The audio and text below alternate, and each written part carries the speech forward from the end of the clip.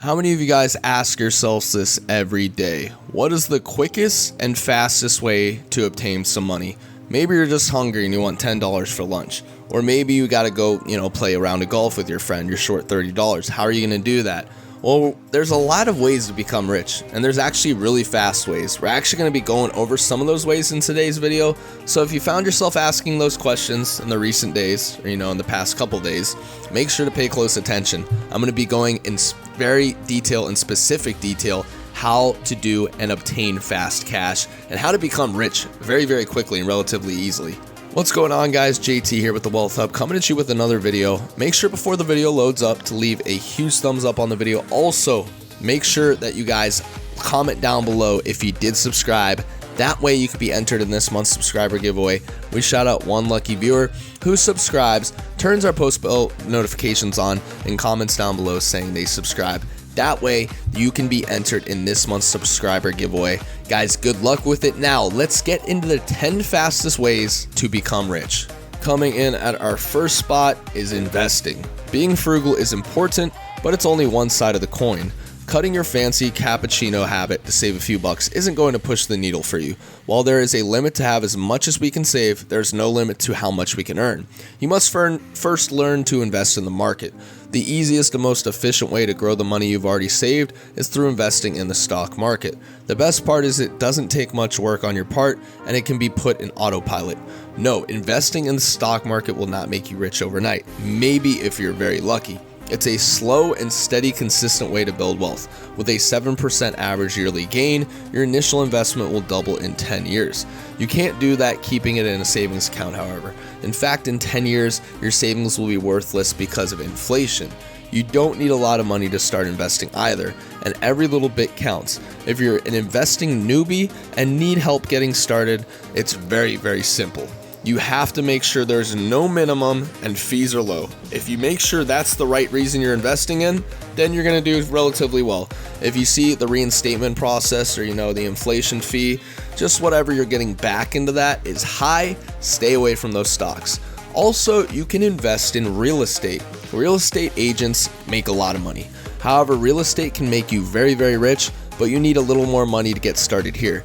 If you're reading this, you're probably not ready for real estate investing, or, if you're hearing it, you definitely aren't, but you might want to put it on your list of goals in the future.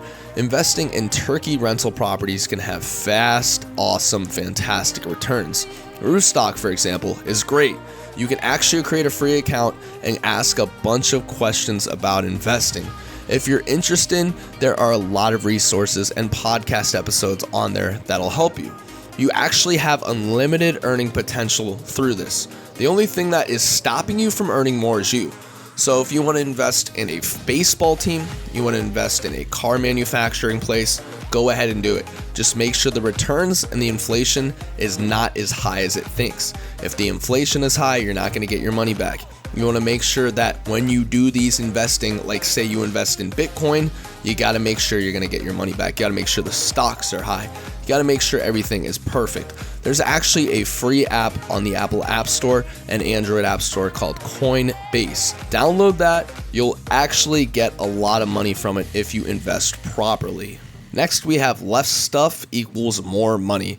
Just a year ago, personally, I worried about money all the time. I never had enough money to live off the life that I wanted, but I was able to pay my bills.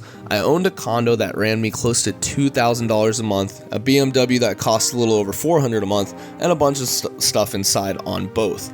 I needed at least $3,000 a month just to keep up with my stuff. Then the bad part happened. I ended up losing my job. Thankfully, I got this one. I actually needed to downgrade my life or I wasn't going to make it. So I ended up selling my BMW, bought a Honda Civic for half the price. I rented out my condo and moved in with my younger brother, reducing my monthly living expenses dramatically. I made a list of what was important to me and what was not. I sold every non-essential I can make some extra cash on. If you were to ask yourself, sit down at the table with somebody you cared about and said, do I really need all of this stuff that I'm investing in, or all this stuff that I care about? The quick answer, an easy answer would be no. You don't need all of that extra stuff. For example, that Xbox that's just sitting there, you maybe play once every in a while, you can sell for $200, $300 and make that money back pretty quickly. And then once you make the money you're comfortable with, then get the Xbox and it can just sit there as long as you want. You can play it whenever. It's very important to ask yourself that question. Do I need this? If you don't need it and you can't answer that question successfully, then you're going to end up knowing what is costing you the most money and what's a waste of money. Lastly, we have educate yourself. I know, people say college is great for you. However, I don't mean educate yourself in the terms of school. School can be a big burden on your life, and when you owe that school thousands of dollars in loans, you're going to be kicking yourself in the future. It sucks, but you're eventually going to be able to pay it off. That's like 5-10 years out of your life, or even more depending on how much you make. Make sure that when you learn, you're taking notes. You're always teaching yourself, you're always learning. Don't go a couple days where you're just doing nothing but watching TV and pretty much hanging out with someone and not doing anything productive. It's very, very easy to get caught in that trap like I did. I actually read 2 books, The Simple Dollar and I Will Teach You to Be Rich. Start there. I also created an awesome podcast on it where we drink beer and talk money to make it a lot easier. The one thing I learned was debt is the devil. Both books actually drilled into my head that I should be debt-free. Like I said, debt is the devil. Now that I have a streamlined bachelor with a very low expenses and living conditions, I had nothing to buy at the time. However, when I had available cash, I invested in the stocks. I invested in the Facebook, Twitter, Instagram, Toyota, whatever I could. Whatever I had and whatever I could, whether it was a cent or up to $50 to $100, I invested. I made that money back in a couple weeks, in less than no time, and now I'm letting it just sit there and investing.